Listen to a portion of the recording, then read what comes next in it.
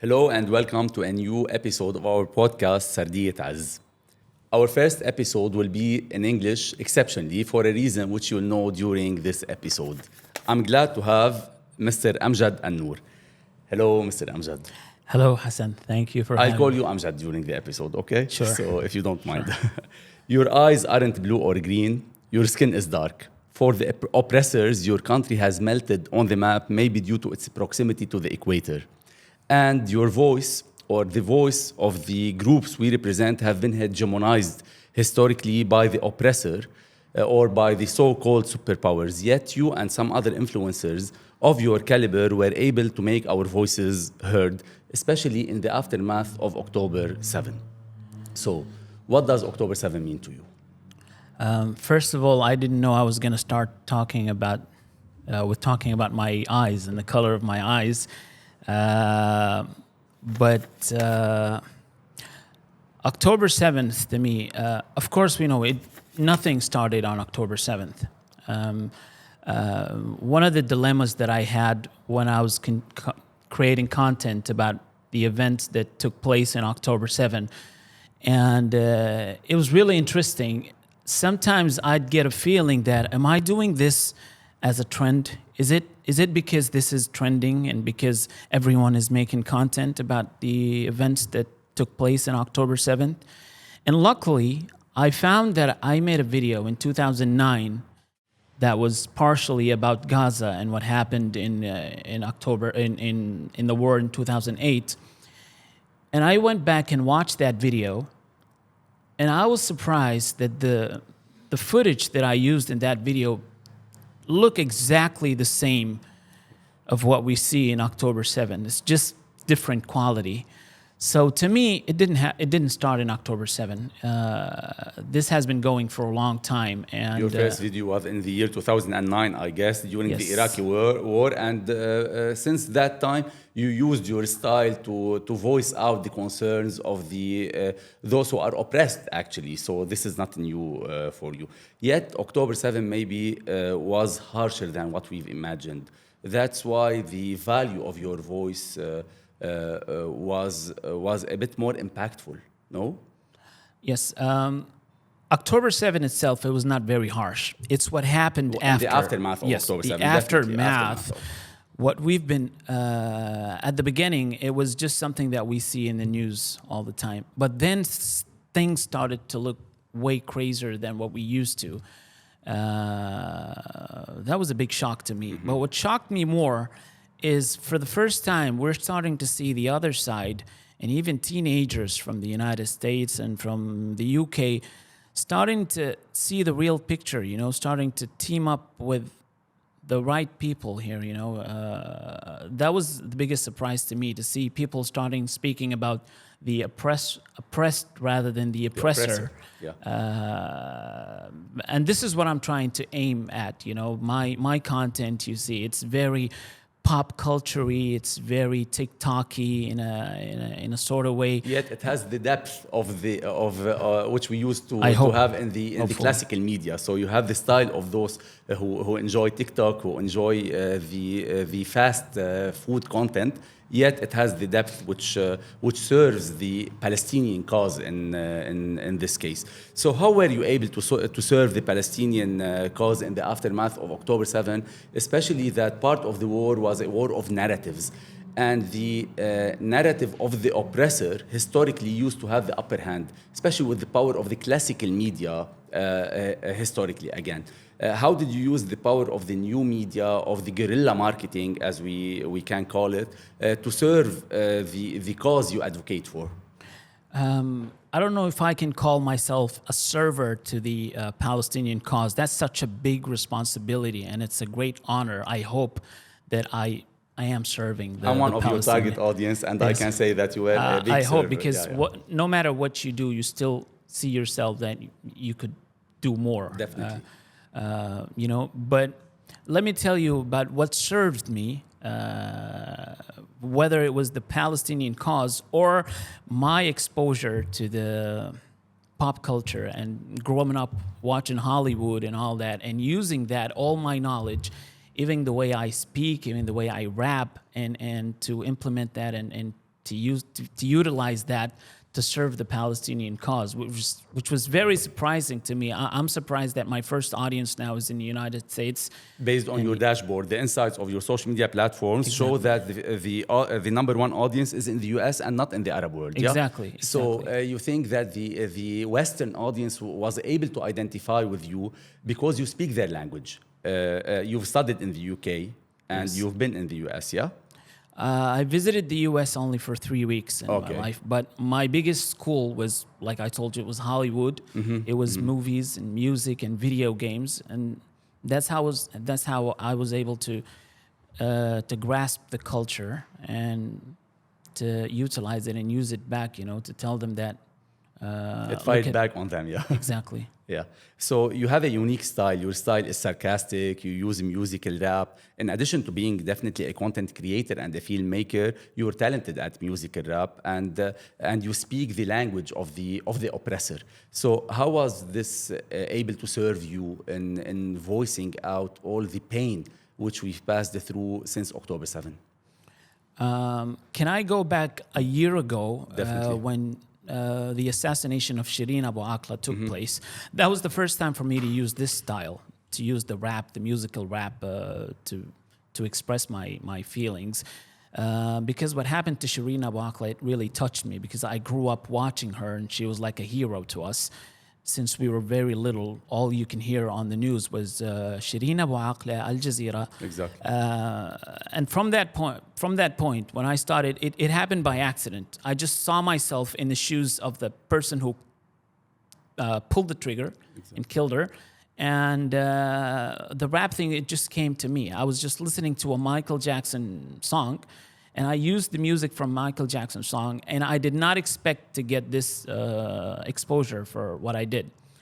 Then October 7 happened, and all I can see myself... Can the audience of this podcast know what you did? If you can just mention the lyrics of what you did back then? Yes, if I can remember the lyrics. So it's the person who killed Shireen Abu Akleh, and he is justifying what he did. He was like, I was a journalist, thought she's a terrorist. I don't care if she's a Palestinian. She was homeless. She had a helmet. She wore a helmet. She wore a helmet, had a camera eye and a microphone. That sure looked like a weapon. Something wrong was going on. So I was like trying to use his voice, because they come out on the media and they try to justify what they did. And I was just doing that. And this is part of your style of demonization of the oppressor. Rather than showing the pain of the oppressed, you show how bad the oppressor is. So you demonize the oppressor in your content and in your musical rap. Yeah. So this is the uniqueness. This is the edge in your style. Can you recall some other content or musical raps which gained a lot of momentum and a lot of reach in the aftermath of October 7 in particular? Yes. After October 7, the following day, because it was for the first time we see the fear and we see soldiers freaking out. I'm talking about the IDF. So the first thing that came to my mind is a prisoner, an Israeli prisoner, and complaining about what just happened out of nowhere. And it was a Saturday, which was a weekend. He was just chilling in the weekend, and all of a sudden he sees all of this. So I came out as an Israeli prisoner. His hands were cuffed with a kufiyah, and he was complaining about what just happened. And he was like, hold on a minute, what really just happened?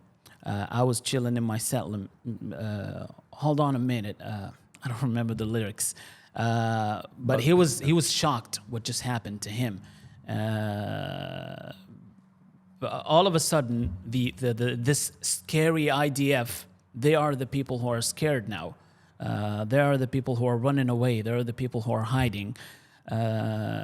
So instead of talking about the pain of the Palestinian people, which is apparent and everyone can see it, and there are thousands of other influencers talking about it, but no one is talking about how scared and how the oppressor is now freaking out, how the media, the Western media, is starting to see that their lies are not believable anymore. So this is really scary.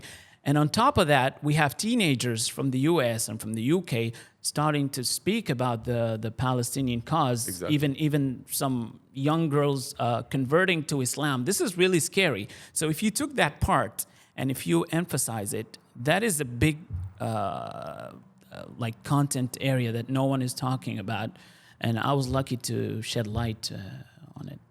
So you think that it's maybe the first time our narrative is being heard more than ever before in the aftermath of October 7, yes. Our narrative. Yeah. And not just our narrative being heard, but the other narrative is very exposed now. People can see through the lies. People can actually realize that these media outlets are lying. Exactly. Because where are the evidence? You know, we're in 2024, 2023.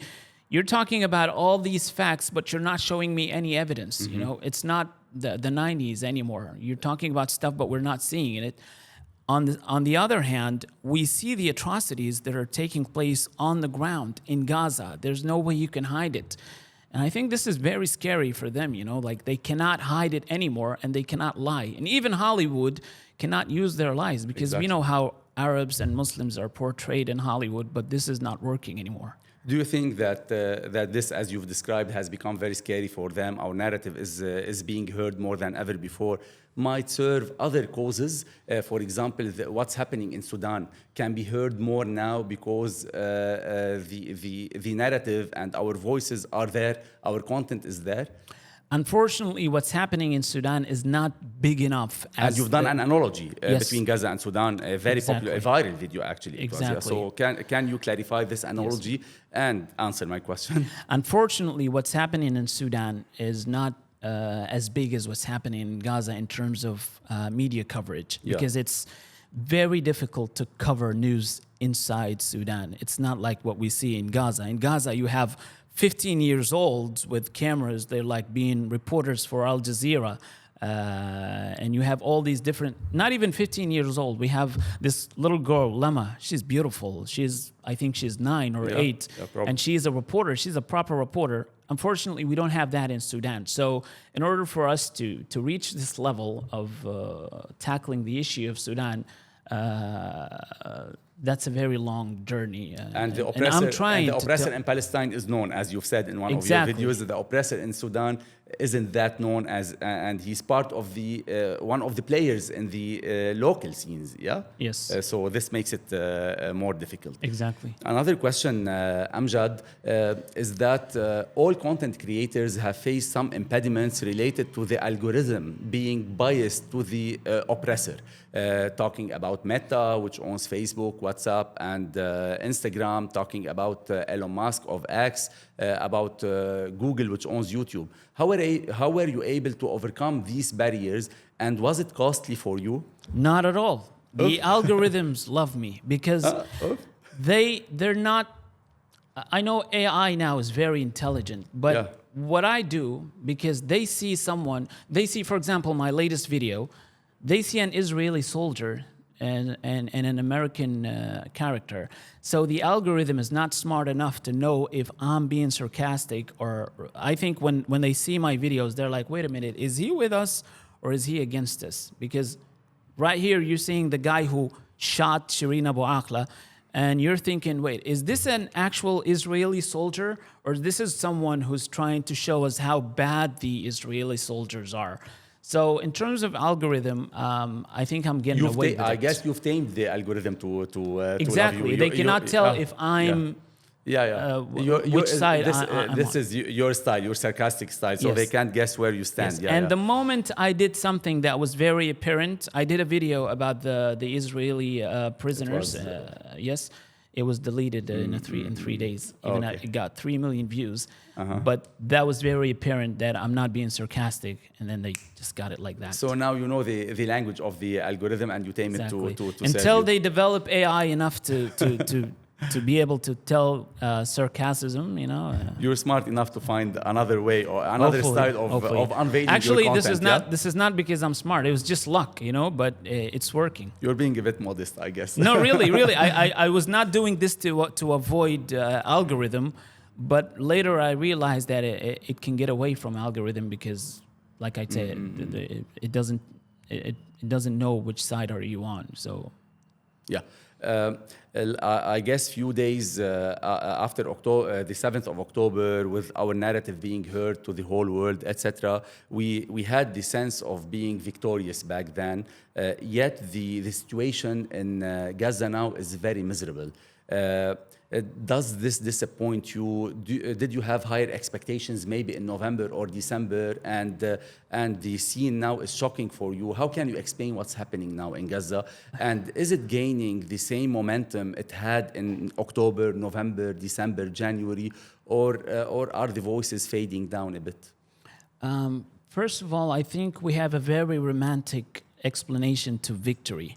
We think victory is a short time gain that we should get really quickly, and this is causing so much disappointment to a lot of people. They expect that victory will just come.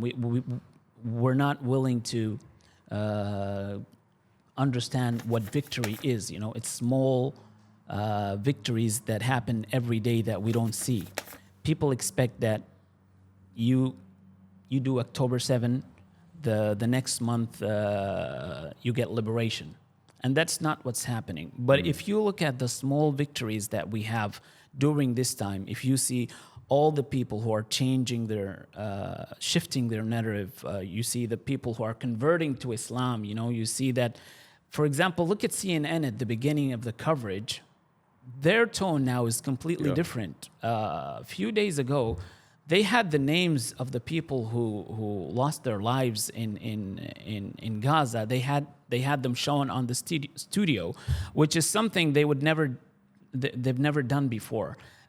All these small what victories happened during the Oscars a few days ago as well. So, exactly. People are not. They're still scared to talk about Palestine, but it's changing. They are speaking about Palestine now.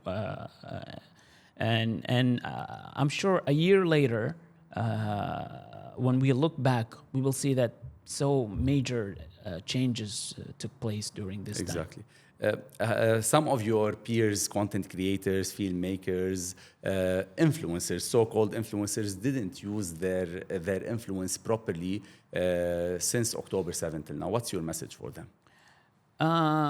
I try not to judge because I don't know what they're going through. Don't judge, just narrate, explain. How can you explain the absence of Palestine from their narrative, from their content? Well, you have two types of people. You have people who are scared that they might get affected personally, their accounts, their channels, their pages. And you have people who live in places where they cannot actually speak. Like, you have people who want to speak, but they live in a place where they cannot actually express. They are oppressed as well. So exactly. Yeah. So this explains the one last question, Amjad. You know that this podcast is part of a big campaign being held during Ramadan called Shahr Palestine, or the month Palestine month. And the aim of this campaign is to give support to those people suffering in Gaza. And you are a person of impact. You have established a lot of credibility in the eyes of your followers. What can you ask your followers in terms of supporting those living this catastrophic life in Gaza? I'm going to get a little bit political here. I don't think my followers need my advice how to support Gaza. I would support the other. I would actually ask the other supporters, when you support Gaza, can you please try not to kill them while you do that when you're supporting Gaza? Because my followers, I don't think they need my advice. They know how to support Gaza. It's the other people who are supporting Gazans and killing them during doing it. on this sarcastic note, which doesn't contradict with your style, the style we've loved and which has created a lot of impact. I'd like to highly thank you, Amjad and Noor. You are a content creator and filmmaker who had a great impact in the aftermath of October 7th and in other causes which are similar to that of the Palestinian cause. I highly thank you again, and I hope that we meet another podcast. Thank you. This is my first podcast ever, so thank you very much for having me. Our utmost pleasure. Thank you. Thank you. Thanks a lot.